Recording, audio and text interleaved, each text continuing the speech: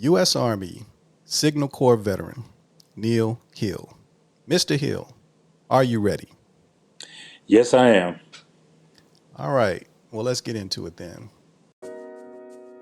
Urban Christian Veterans provides a safe place for Christian veterans of color to discuss the challenges you face in your daily lives.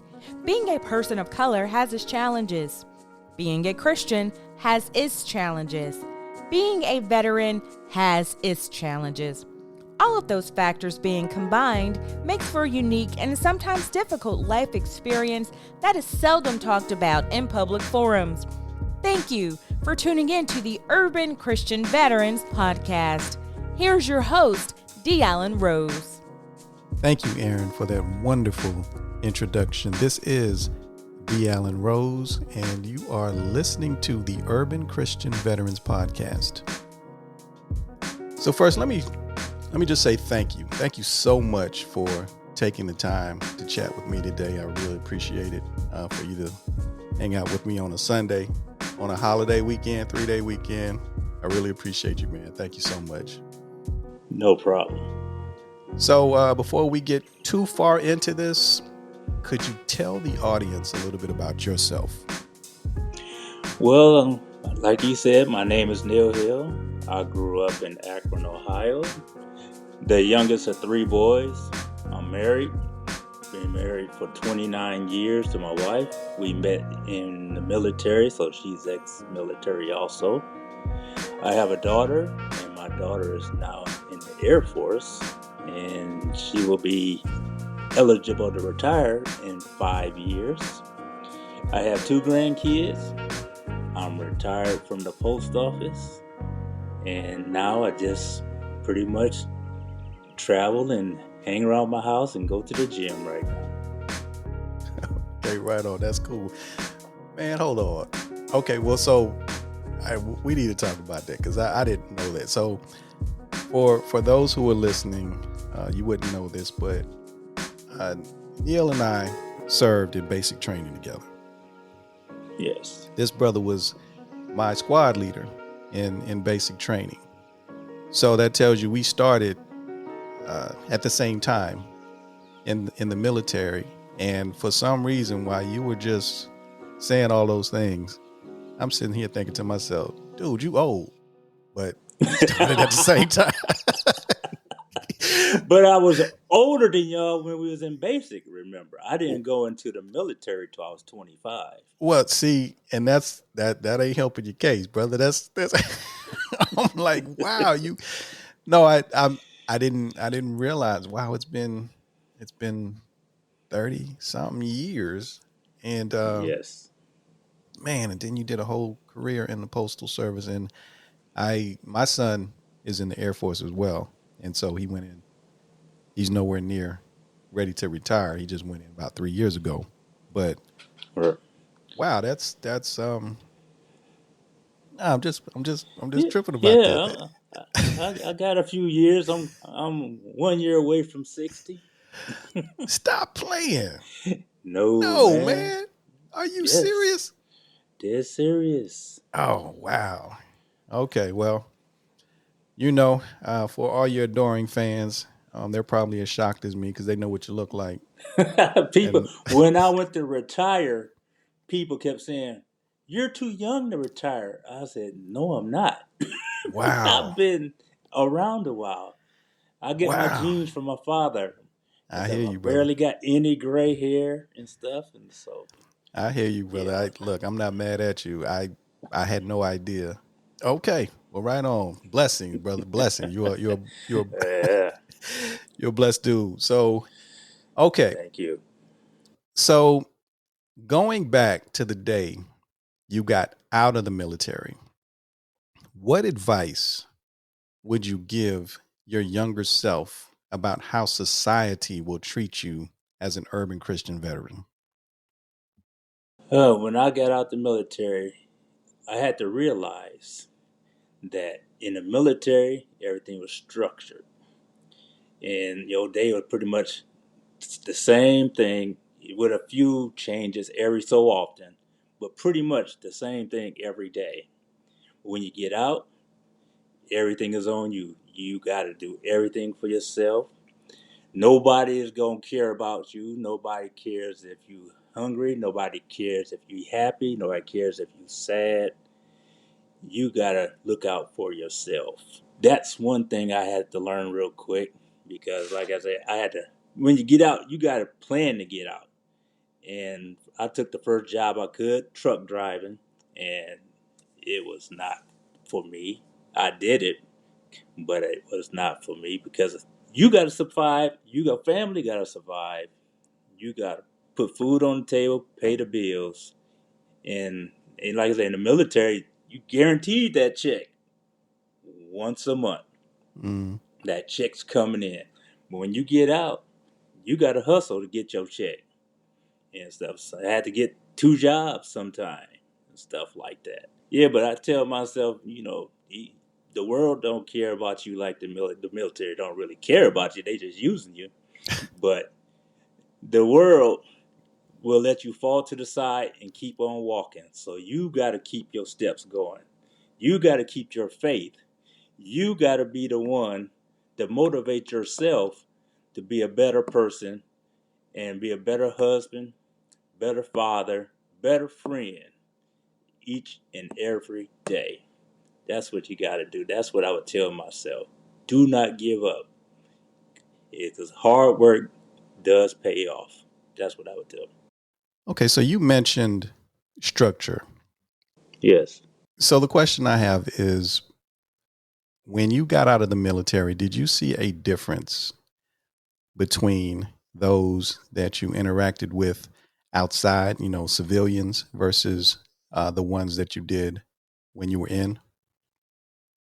Yes, I did. When you get around people that's been in the military, they seem to have more self-motivating tendencies. They don't need somebody looking over their shoulder all the time. They could get jobs done and not have a boss have to stand over them. Well, civilians, they always looking to take the shortcut, go hide somewhere and take the easy route. When military pretty much is do the job, get the job done right the first time. Okay. That's the biggest difference I've seen. Did it ever cause difficulty in terms of your jobs or interactions with just people in general? Did you ever run into any situations because of that? Yeah, because, I want to get the job done. I don't want to have to keep doing the same thing over and over again because somebody keep messing it up. So when you got somebody dogging it, not doing the right thing, I'll get upset because I'll be like, come on, let's just get this done and get it over with. We're going to have to do it anyway. So just let's get it done. Quit trying to play around. Quit trying to go smoke cigarette and stuff like that. I want to get it over with because I don't smoke. So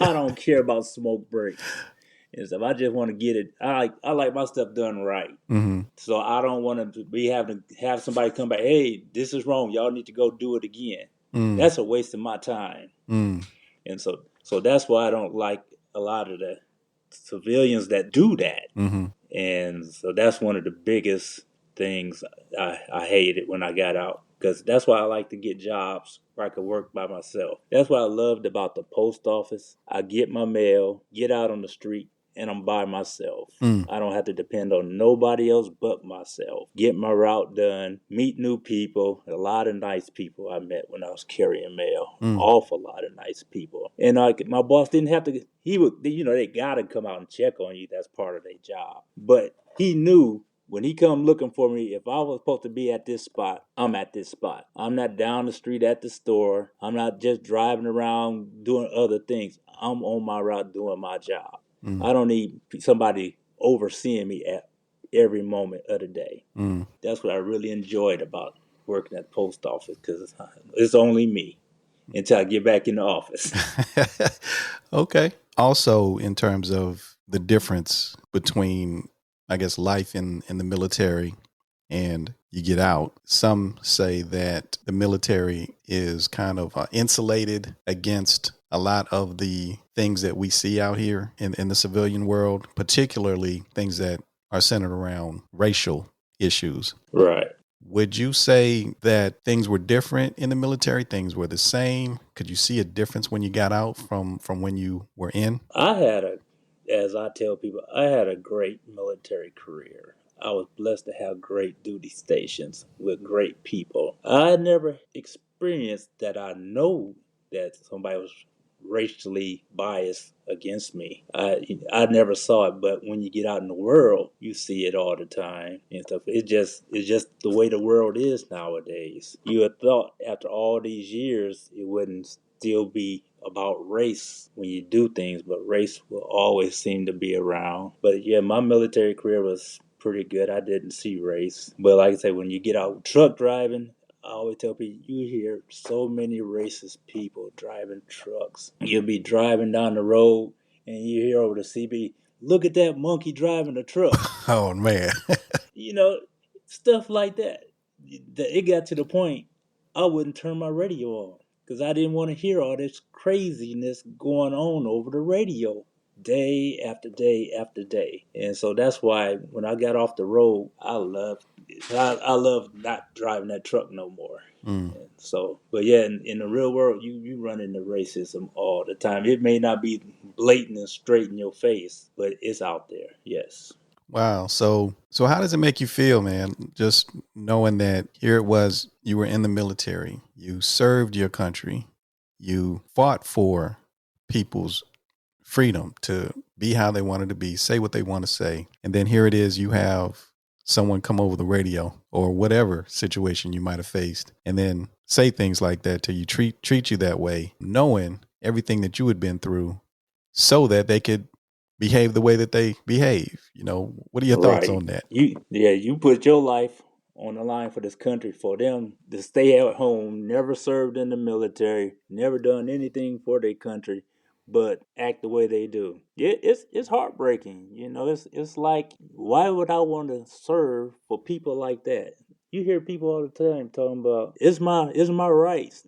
I got constitutional rights. Well, the military gave you these. They protect your constitutional rights. Mm. And for you to treat people that come back from wars, even if they did go to war, you should treat everybody the same way with decency. That's all they need to do, decency. And so, like, it irks you. It makes you think. That's why you hear a lot of people say, I never joined the military. What do I want to do anything for this country for?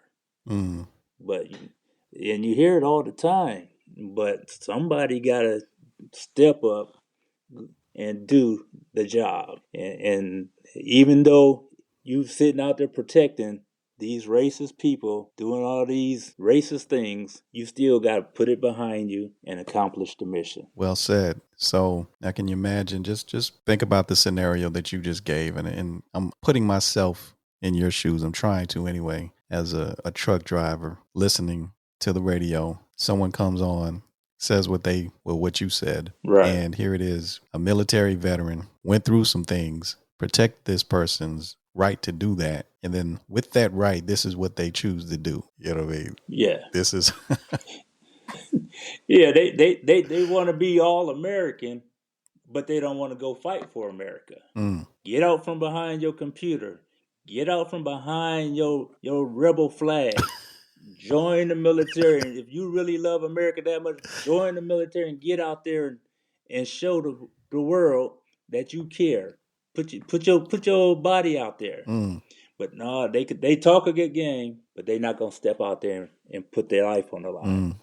And people don't realize that you might join the military thinking, oh, I'm just gonna be in the back filing papers, or I'm just a little cook. At the bottom line, end of the day, you are a soldier. And when it comes down to it, and it battle start, you might have to pick up your gun and go out there and fight. Okay. Well, yeah. Just to hear you talk, man, after 30 some years, I could still, you still have those same characteristics. Cause I remember the way that you were in basic training as a squad leader. I can attest to the fact that you always kept yourself professional. You always were one who conducted themselves in a way that was admirable. And a lot of us looked up to you. And thank you. Oh, absolutely. And the way I can recall the attitude of, let's just get it done. We got to do it anyway. And right. And we had some knuckleheads. Like, I'm sure as all training classes have. We had some knuckleheads in there, and I might have been one of them, but I won't get into that. But No, you was cool. but no, but I can honestly say that that characteristic in you carries over to today, and I can see where you're going with that and how that may have impacted you. But you seem like you were able to persevere, and that's cool. Now, just along those same lines, man, if someone's listening and may not be as professional, I'll say, as you are, Right. that experiences a situation like that. I mean, you have a veteran who is now in the civilian world dealing with a bunch of things, a veteran of color who may have come back from serving their country and is now in the situation that you found yourself in, someone making disparaging remarks, racial remarks. What advice would you give them? How do they deal with that? They're going to have to reach down deep inside. They're going to want to retaliate, but retaliation going to get you hurt.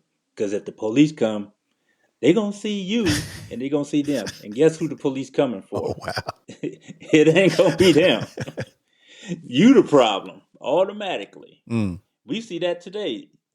That skin makes you the problem. mm, You gotta look at them and say, well, that's your thoughts. I'm gonna just keep moving. I'll just let it go. Like I said, I turn off my radio. Don't listen to it. I ain't gonna let them take my joy mm. and stuff. Because, like I said, the police get involved. You gonna be the one on the ground. You gonna be one in the back of the car getting dragged off, and he gonna be laughing, driving down the road looking for his next person to talk about. Wow. Yes.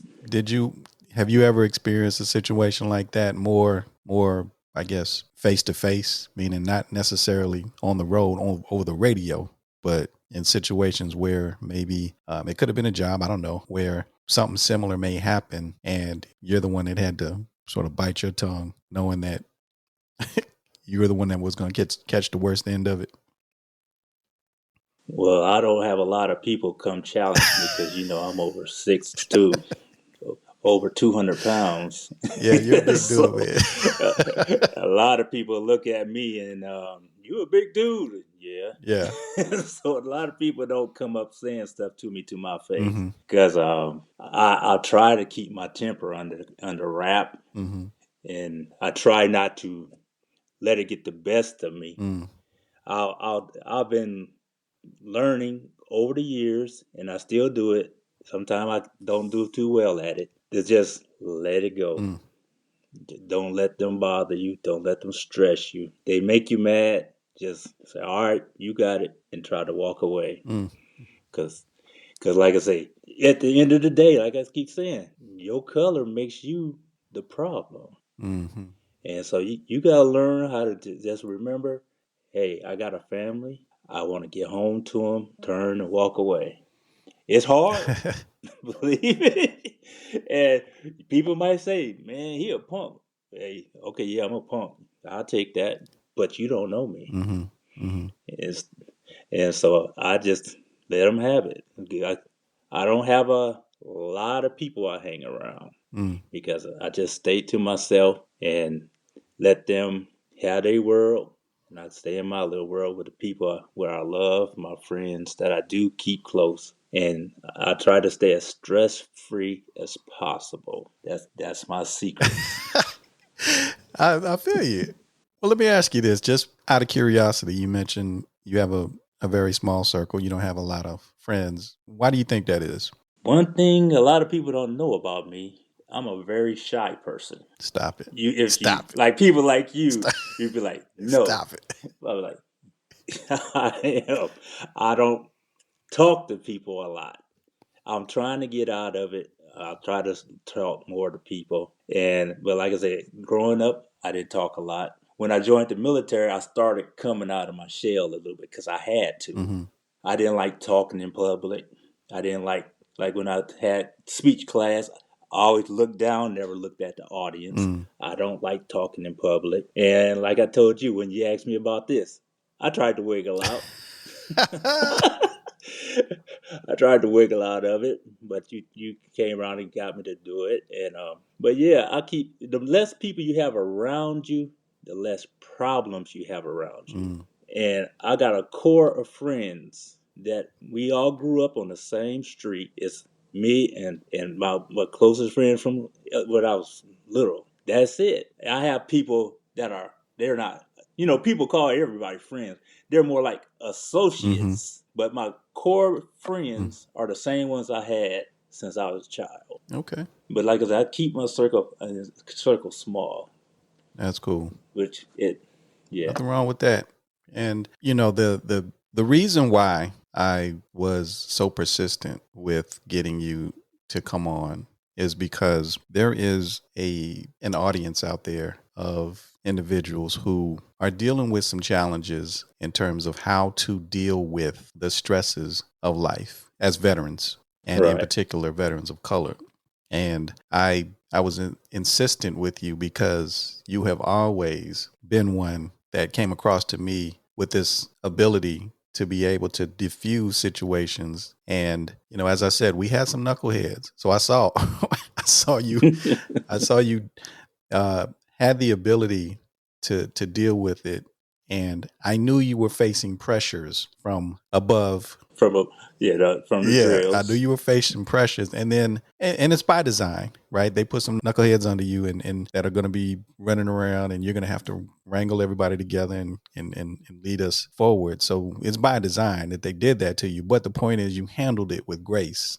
And I think that any advice that you could give to some of us out here that are dealing with, these pressures and stressors, I think it'd be helpful. So that's why I was so insistent, man. You need to come on and whatever it is you got in that bottle, share it with the rest of us, because we have issues. Yeah, the biggest thing you got to do is you got to have somebody to talk to, somebody that really listens, somebody you could be totally honest with, let your feelings out, and they don't judge you, because everybody got something going on. Even the person you think got it together has things going on with them. You got to talk to somebody. If it's your wife, your friends, your clergy, somebody, and just get it off your chest. You may think, man, I ain't talking to nobody. I don't want to look like a punk. There's nothing wrong with opening up. That doesn't make you a punk. You got to be a man enough to say, hey,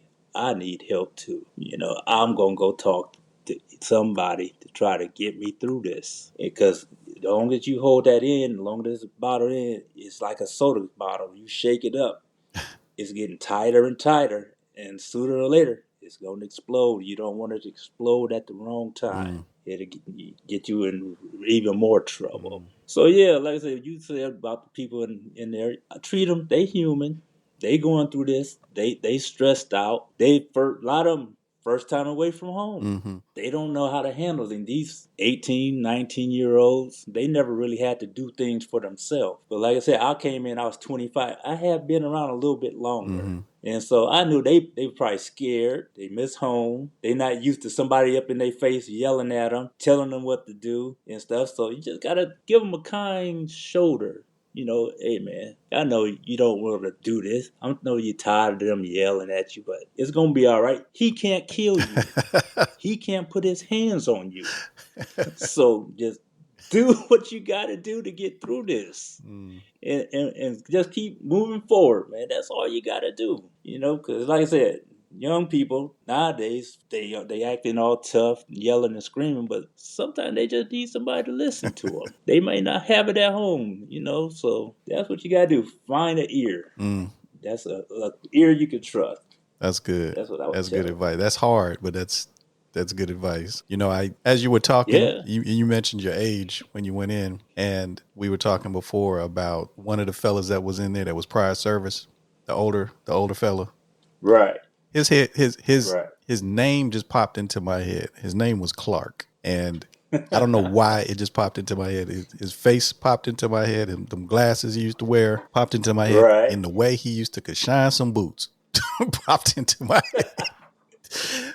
Like, how did? Yeah, you could tell he was in before. Yeah, it just popped into my head. And he was the crazy thing about how he handled himself. He handled himself the same way, and he made it clear he did not want to be a squad leader. They tried to make him one. And I remember them trying to mess with him and they just couldn't because he was like, whatever.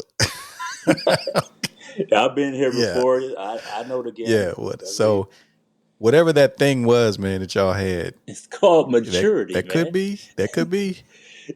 Yeah, because when you're 17, 18, 19, you haven't really started maturity yet. You feel you're grown, but you haven't been out in life yet to experience some things and stuff. So yeah. So you got to get out there and put hands on and get that maturity that way and stuff. So yeah. Okay. Yeah.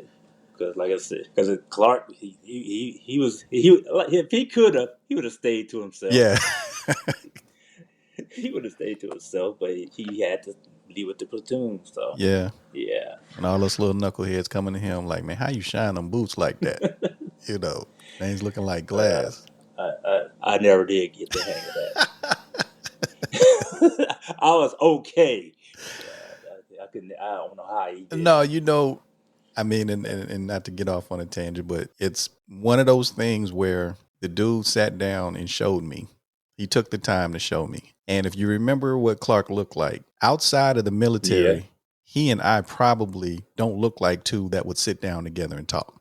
You know what I mean? Right.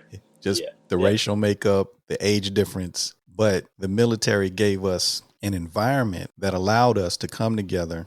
And he actually talked to me and shared with me and showed me that. And that's another one of those things that I just took with me to this day, that, I really gained some things from him, even though we had outside of that environment, nothing in common, so that was mad cool. So anyway. Yeah, that's the only thing about the military. They bring people from all over, different lifestyles, different places. They put you together and you got to find common ground and become one. And if you take it to heart, when you leave the military, you never forget that. We may be different. We come from different places, but at the end of the day, we are one. Right. And I wish somehow it could bleed over into the civilian world, but it just doesn't work out that way. So yeah, the civilian world is all about, it's the me world. It's me. Yeah. That's what that is. Well, let me ask you this. What is the one thing people get wrong about you the most? They get it wrong that I'm an outgoing person. I'm not. Like I say, I'm retired and I go to the gym and I come home. I spend time with my dog. I don't like being out a lot because, like I say, I grew up shy and stuff. I'm very closed in. But if, like I say, talking to you, since I knew you from the past, I could talk to you. But if I was to go to a party or go to a function, I stand off to the side and I just watch everybody. I see what they doing, see what they talking about, and I listen to them. Because a lot of people talk and they talk a lot of mess. So I'll be like, no, I won't talk to him. I don't want to go over near him. I don't want to go over near them. And I just watch people. I'm a people watcher. And stuff. And I try to figure out my place in it. But being out in the public is not something I like to do. Not at all. Okay. I don't know if it comes from just people just crazy. I don't know. Wow. But yeah, people see me and be like, man, they go Hill. He this and that, but like, no, I don't like to do a lot. I like to hang with my family and stuff like that. I'm a very family oriented person. I could just be with my family all day. No, that's cool. And stuff. That's cool. And you're right. I mean, in terms of getting that wrong about you, I would have gotten that wrong about you. Now, I didn't think you was, a party animal or nothing like that. I didn't think you were, all the way off the chain or anything, but, right. But what I would have gotten wrong, I think it was based on how you handled being a leader at the time. You were such that you had to, again, I use the word knuckleheads. We was knucklehead. I was one. I admit I was, I was a knucklehead. I went in at 17, man. So I'm a 17-year-old knucklehead, and getting around, being a knucklehead is contagious. So when you're around other knuckleheads, you do what knuckleheads do. And the way that you conducted yourself was such that, one, I would have never guessed that you liked to be to yourself because of the fact that you always made yourself available. Like I could see myself being in that same situation, and you would have had to come to me if you needed something, where you always seemed to be there when we needed something. Because they put me in a position. I said, if they put me here, I'm gonna do it right. And so that was my mindset. I'm gonna do this right. And so I had to, like I said, I was shy coming in, but I had to open up because I had to and everything. It would have been great for me if they would just let me sit off to the side and do nothing. But they made me see that I can't do that. In that situation, I got to step up and do what's right. And so that's what I did. I took the challenge and I ran with it. No, that's good. That's good. So, I mean, and I think, and it, I think that how you did that, if it could be articulated, would be great for, again, some of our listeners who are in situations sometimes where they have to, even myself, have to step up and engage and lead when everything inside of you is saying, I don't want to do this. I do not want to. And that's me. I don't want to be here. I don't want to do that. But you got to reach down and say, I'm going to do it. And then I'm going to do it. I'm going to do it right. And so that's what you got to do. And stuff. So yeah, because you gotta step out inside of yourself. You gotta, because God is not gonna give you more than you can handle. I know people hear that all the time, but it's true. He's not gonna throw you in a situation to fail. He gonna throw you in a situation to prove yourself, to show that you have it within you to achieve the mission and move on. And that's what a lot of people need, just because you'll see them say, man, I can't do that. Did you try? No, try. And if you need assistance, ask. Don't sit there and just give up. Ask somebody for assistance if you can't figure it out yourself. And so once you see you could do it, that gives you the confidence to try the next thing. And then that just builds up in life. Hey, I got a new job. You ever did this before? No, but I'm willing to try and stuff. You got to step out on faith, plain and simple. No, that's pretty good. And one thing that a caveat that I would add to that is, yeah, people do say that a lot. God won't give you anything you can't handle. One thing a different way that I would look at it is that sometimes God does give you things that you cannot handle, because he wants you to get to the point where you understand that it is not you that can handle it, and you can't do it without him. And so sometimes you have to, like you just said, you have to ask. And you asking a lot of times is him providing, whether it be somebody else that can help you with it. It's him providing that somebody else. So just another way to look at it. Exactly. Yes, I like that. So what was your reason for joining the military? Well, my whole younger life, because, back in the day, they had to draft. I don't know when that ended, but I'll say you ain't that old, it used to be a thing. You ain't that old. I know you older than me. But I had to go get a draft, sign up for the military just in case they start drafting again. Okay. Right? So it was like, once you hit 25, they can't draft you. That's what I had in my head. So if I could make it to 25, I don't have to worry about going in the military no more.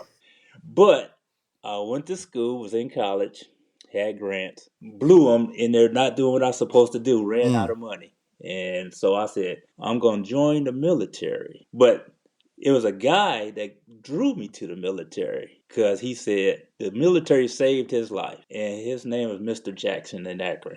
And so he said, try that. So I went to the recruiter and joined the military at 25. And so the military literally changed me and helped me out through my life, because if I would have stayed in Akron, who knows what I would have been doing right now. I could have been dead, could have been in jail, because I was starting to hang out in the street more, starting to drink more, because I thought I was in the dead-end job. But like I say, when I joined the military, that helped me get focused, see what I wanted to do, and move forward in life. So that's why I tell people all the time, I said, don't go in the military thinking you're going to change the military. Go in there and use the military to get you to the next level where you want to go. And that could help you, because not everybody's made for a 20-year career. Use that time to figure out what you want to do in life. Figure out how you're going to get to that point in life. And then start going in that direction. Like I say, some people do 2 years, 4 years, 6 years. But long as you do something constructive to get you to that next step. Like I say, get a plan when you get out the military. Like I said, I didn't really have one. I had to learn it the hard way. But get a plan. But when your time comes to get out the military, what are you going to do? Don't just get out and be like, okay, I'm out. Now what? Take the time to start that plan. Your last year, because everybody know when they're going to get out. You get tired of it. So start planning. Start your plan while you're in there, so you have it ready for when that time comes where you sign that paper about I'm done and stuff. So yeah, man, I wish you would have been. Yeah. Look, we lost touch after basic and AIT. I wish you would have said that to me back in the day, because I didn't have a plan. I got out. Right.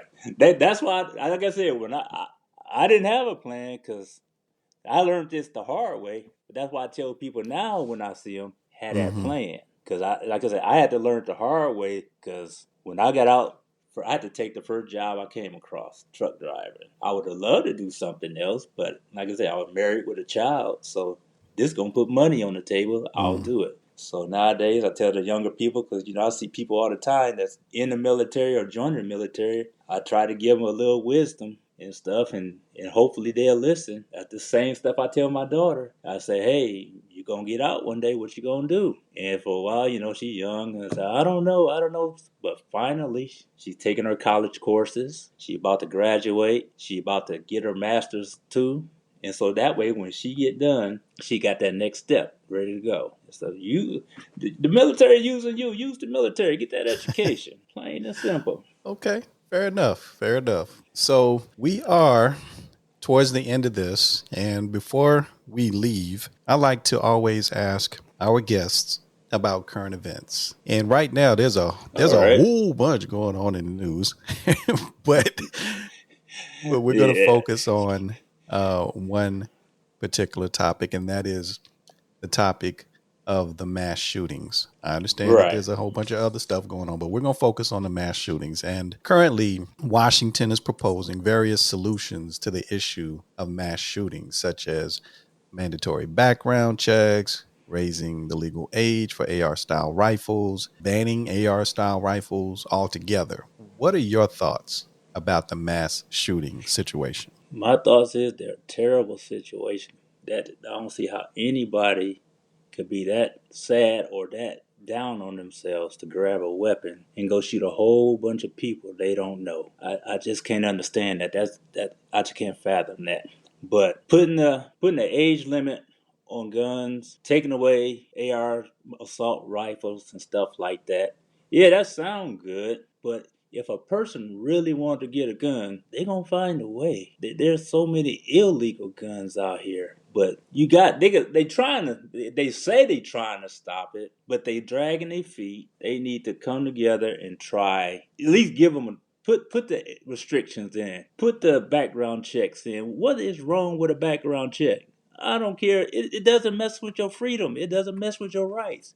If there's nothing wrong with you and you're legally able to own a gun, a background check should not anger you. An age limit of 21 should not anger you. Try these things. Don't just automatically hear them and dismiss them or complain about them.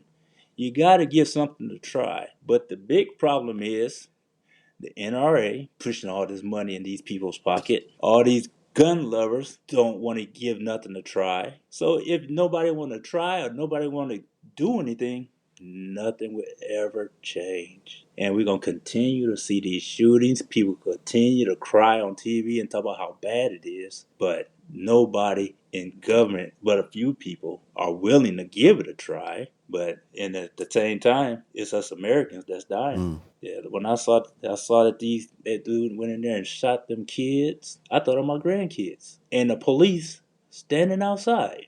You here to protect. You supposed to put your life on the line. Why are you standing outside while this guy in here with these kids? Come on, man.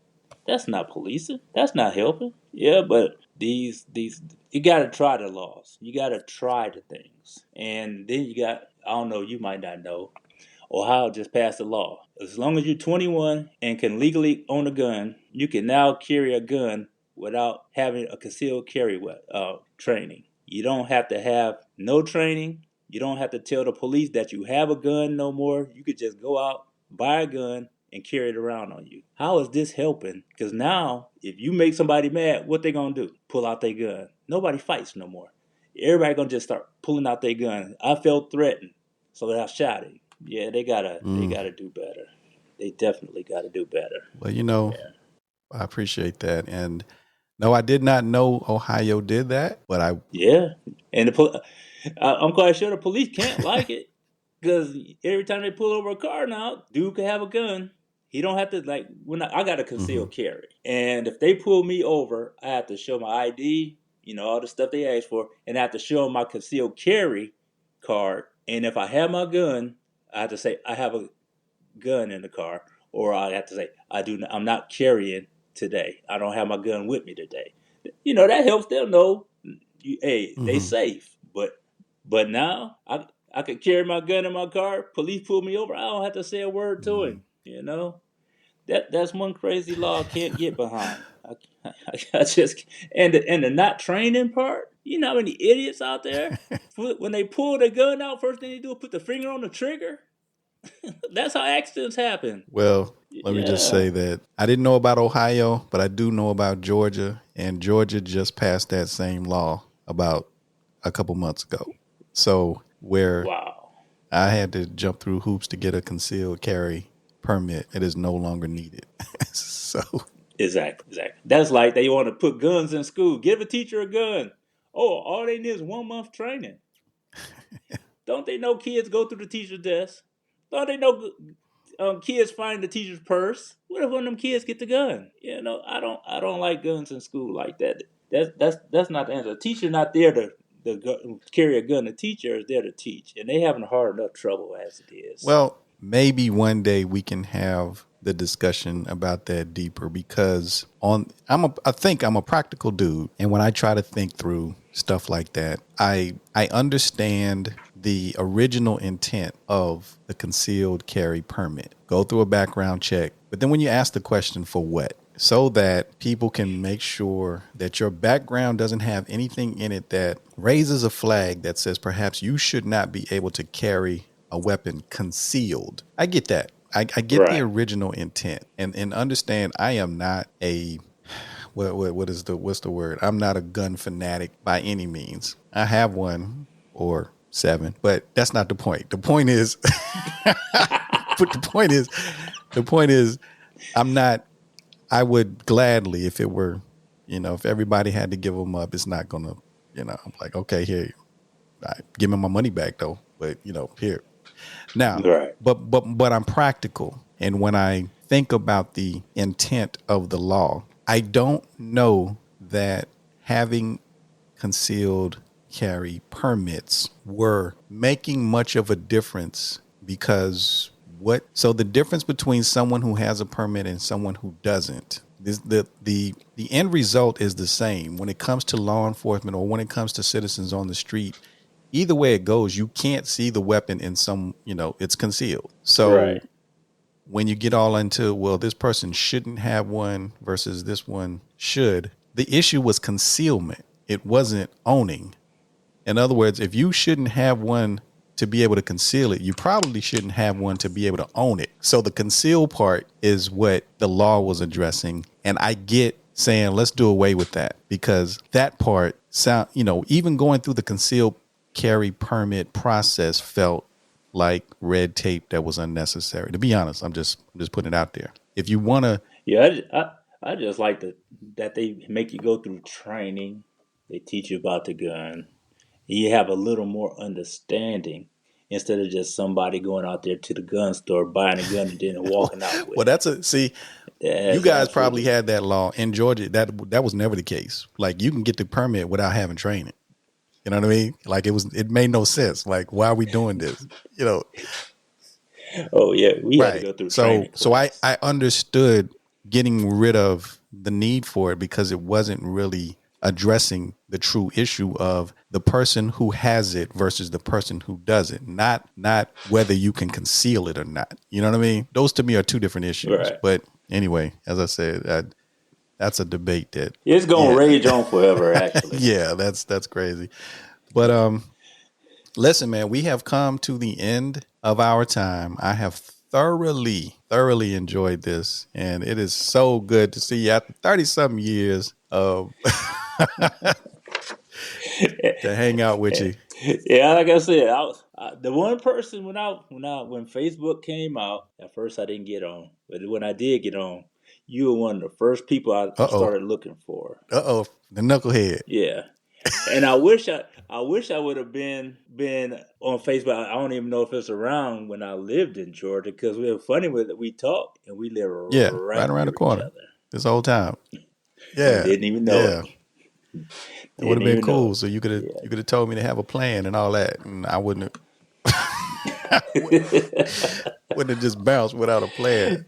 But is what it is. Oh man, yes, but listen, man. Again, I thank you so much, man. I really appreciate you taking the time today. And I look, I know you don't like to talk, but at some point you got to come back. We got to do this again. I know. Come on, man. I know. You know how many steps I put in today, pacing? I get it, man. I get it.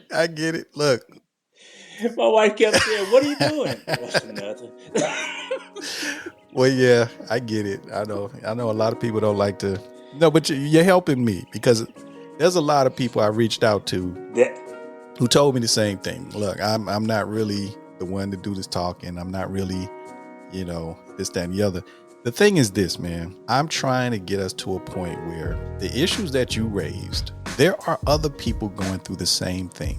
And we in our community have a tendency to keep things to ourselves. So because of that, we think that we're the only ones going through it. So my objective is to put these things out there, and say there are other people going through it, and this is how they're dealing with it. And it's not always about having a solution. Sometimes it's just knowing that you're just not alone. You don't know what to do about it, but you're not alone. So for that, I'm glad you did the pacing. I'm glad you did what you had to do to come on with me today. I wouldn't have done it for nobody else. I appreciate it. I'm serious. I would have told him no and let it go. I thank you so much. And I don't know how, look, I'm going to figure a way out to get you back on. I don't know what we're going to do. I might have to talk to your wife. I don't know. We might have to work something out, but. Don't talk to my wife. Okay. I can hear it now. Don't embarrass me. Okay. Right. Well, we'll keep it in the road, man. We're not gonna go over the lines. We just want to keep it in the middle of the road. But again, man, I really, really appreciate you taking the time. With that said, we'll go ahead, unless you have any further thoughts, final thoughts, anything else you want to put out there? Well, just listen to Dennis. Keep your mind open. Talk to people. Get help. And like you said, you're not alone. Right on. There's always somebody out there that could help you out. It may take a minute to find them, but there's somebody out there that can help you. Thank you, brother. Just never give up. Man, thank you so much. And with that said, as always, may God keep you, may God bless you, and may God continue to be with you.